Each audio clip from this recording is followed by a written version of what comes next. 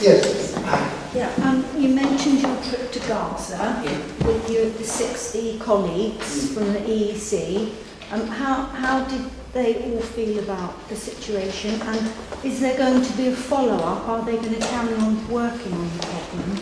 Yeah, it was organised with great difficulty by Palestine Return Centre, because to get the people together to go is obviously complex, but it happened.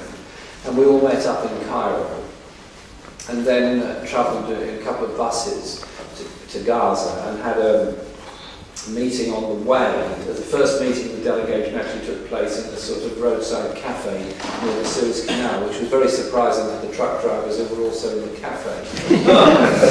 Suddenly the middle part of the cafe became a conference about the future of the Middle East. And there were huge linguistic difficulties because well, we didn't really have enough interpreters, and so translating from Arabic to English to Polish, I think you probably lose some of it along the way. Yeah. But we got through. We went there, as I said, and we saw people, we met families, and interestingly, there, a number of people just turned up at the hotel we were staying at, who were not Hamas members, not Hamas supporters, really very critical of Hamas, but felt that the whole thing was very misunderstood, and there was actually quite an efficient form of administration going on there, and they advocated dialogue. Interesting. What are we doing to follow it up? One is we've done a statement, those of us that went to the British Parliament. We've had a meeting as part of international development about resuming aid, increasing aid to Gaza. Aid is continuing to go into Gaza, but in particular the lifting of the blockade.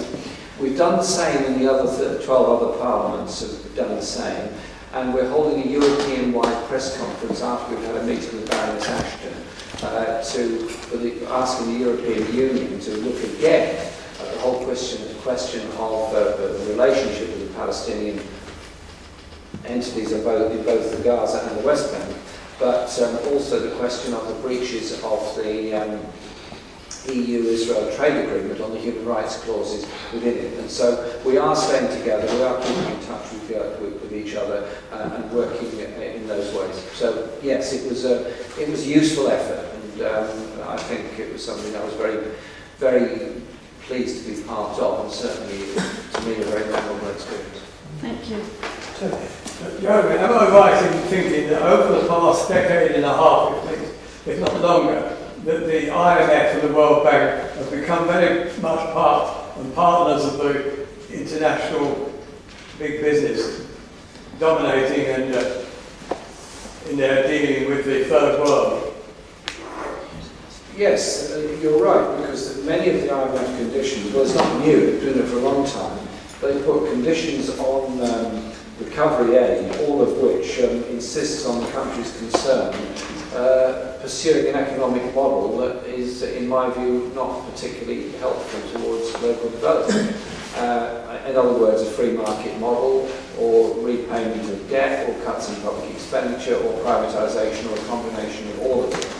And at the same time, the United States and the European Union, through their food aid policies, have been dumping large amounts of food and other things in African countries, which has destroyed markets. I mean, it's a crazy situation where the US is prepared to spend billions of dollars in subsidies to grain growers in the United States in order for them to donate food aid, maize particularly, to African countries, which destroys any form of local agriculture. I mean, it's an absurd policy.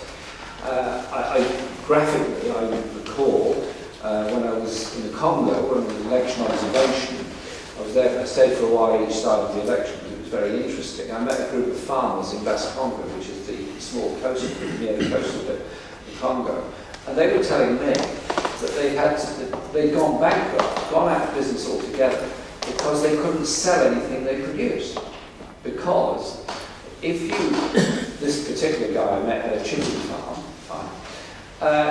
he couldn't sell any chickens because they were coming in free from the European Union, or maize was coming in free from the United States. You can't blame the people for accepting free food, but you can certainly blame a system that destroys economic independence and creates dependency in return. And so I think we have to look at allowing people to develop their own economies in their own way, encourage agricultural development, not destroy agricultural development, and encourage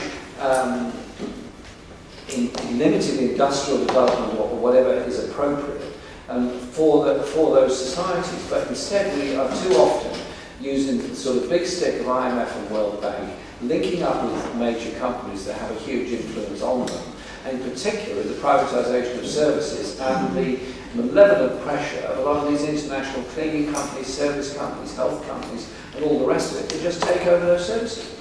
And so I'm pleased to say that when Hilary Benn was Secretary of State for International Development, he removed a lot of the tied economic conditions on aid that was given by the UK. Others have not done so, and the international aid is in a pretty bad way because of that. So good point, I agree with you. Yes, please. Mr. Corbyn is a member of the government, and MPs in the government have power. And the two most important wars at the moment, the Iraq War and the Afghanistan War, were started by governments. It's true, of course, many of the new wars are not wars of governments, they're wars internal to states. Now, my question concerns the vote that was taken in the House of Commons. Investigation of causes of war has always been the main emphasis for anyone seeking to abolish war. Now, unfortunately, not nearly enough attention has been paid to the way wars end, or what decisions can be taken in a crisis situation so that the war does not happen. The peace movement had a massive march through London before the Iraq War was declared. I was part of the march, I was part of the end of it. The end of it was still going when the front of it ended. They'd been to Hyde Park, they'd listened to all the speeches, all the people were coming away, and we were still part of the other end of the march, trying to get there. It was an absolutely massive march.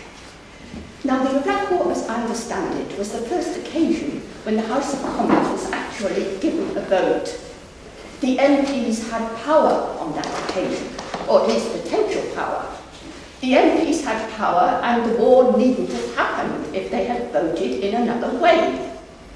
Now, my question concerns what action the government has taken. What is the present position?